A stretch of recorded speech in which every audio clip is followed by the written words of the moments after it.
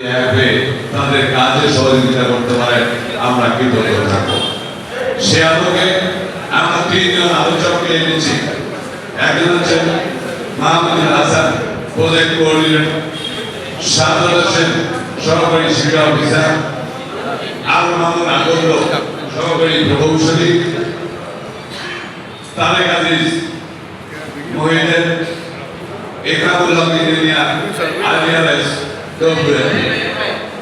NGO কর্মকর্তাদের, সকল সাংবাদিকের চেতনা তৈরি করতে চাই। আজকে যারা বলেন দুর্নীতি হচ্ছে, আজকে যারা বলেন কাজ হচ্ছে না, বিগত সরকার শেখ হাসিনার সরকার বাংলাদেশকে লুটে পুটে নিয়ে পালিয়ে গেছে।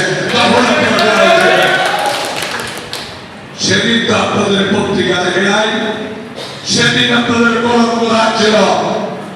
আজকে শিক্ষা ব্যবস্থার কথা যদি বলি, আমরা ওই চলাচলের মাঝিয়ালিতে যে সুলতান নামে ব্যক্তি কথা বলে গেল, সে নাগেশ্বরী থেকে ওখানে কিভাবে যায় সেদিকে আপনারা একবার চোখে পড়ে না? একটা মেয়ে মানুষ দৈনিক 4টা নদী পার করে 12 কিলোমিটার হেঁটে গিয়ে শিক্ষা ব্যবস্থায় দিচ্ছে, সেই পদ্ধতি আপনাদের চোখে পড়ে না? আপনারা তো প্রজেক্ট তৈরি করতে পারতেন যে এই অঞ্চলে মানুষ এত দুঃখ কষ্ট করে চাকরিজীবীরা চাকরি করছে।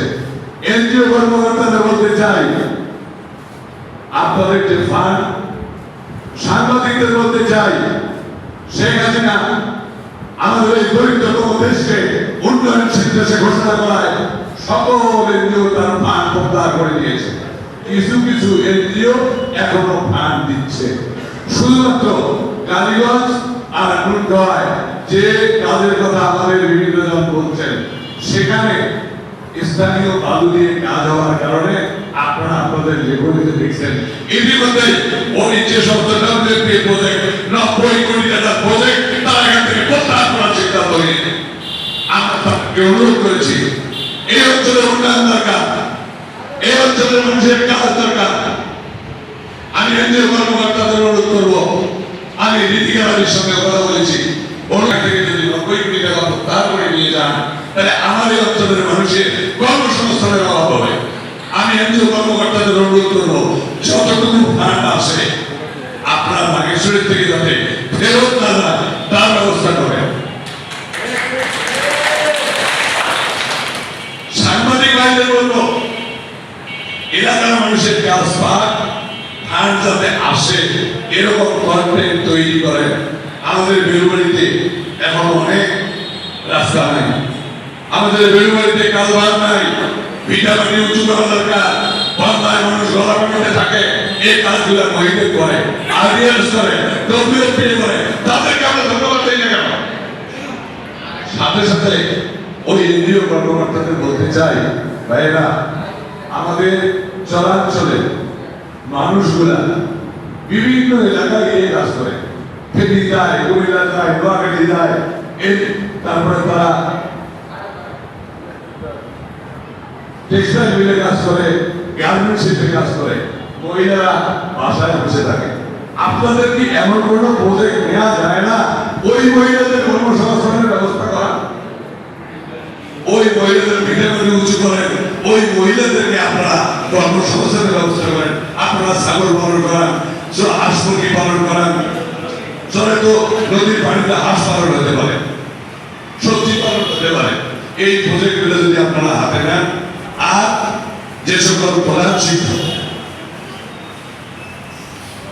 সরকারি শিক্ষা কর্মকর্তা যারা আছে, আমি তাদেরকে অনুরোধ করবো, আপনারা শুধু শাসন করবেন, সোহাগ করে কাজগুলোকে আদায় করে নেন।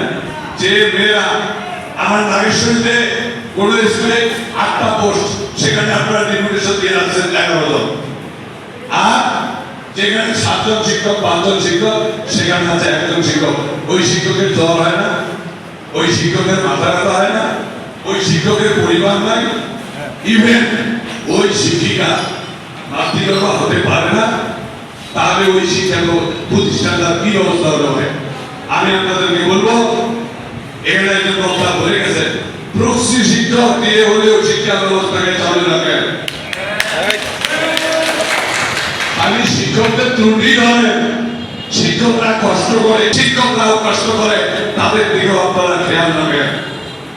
আর আপনাদের যারা প্রতিনিধি আছে, যদি এনজিও কর্মকর্তা, প্রধান শিক্ষক, স্কুল কমিটি সাংবাদিকদের সঙ্গে দুর্ব্যবহার করে, আপনারা আগে নিউজ না করে আমাদের সঙ্গে আলোচনা করেন।